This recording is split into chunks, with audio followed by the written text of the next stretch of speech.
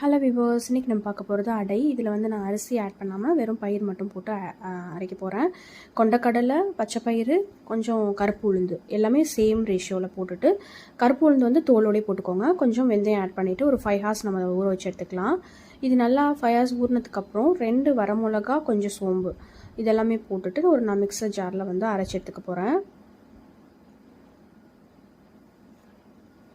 So இது இப்போ நல்லா அரைச்சாச்சு. இதில் வந்து 2 பெரிய வெங்காயம் கட் பண்ணி போட்டிருக்கேன். கொஞ்சமாக கொத்தமல்லி, கொஞ்சமாக பூண்டு, தேவையான அளவு உப்பு ஆட் பண்ணிவிட்டு கொஞ்சம் மஞ்சத்தூள் போட்டுட்டு நல்லா மிக்ஸ் பண்ணிக்கோங்க. இப்போ நம்ம தோசை பேன் ஹீட் ஆகிடுச்சு. சைட் பை சைடு இதையும் நம்ம ஊற்றி எடுத்துக்கலாம். கொஞ்சமாக நல்லெண்ணெய் ஆட் பண்ணிவிட்டு நல்லா வேக விட்டுடலாம். ஸோ இப்போ அதை நம்ம ஃபில் பண்ணி எடுத்துக்கலாம். ஸோ 2 பக்கமும் நல்லா வெந்ததுக்கப்புறம் நம்ம சுட சுட வந்து அடை வந்து சர்வ் பண்ணிடலாம். இது கூட நான் வந்து தேங்காய் சட்னி வச்சு தான் சர்வ் பண்ண போகிறேன்.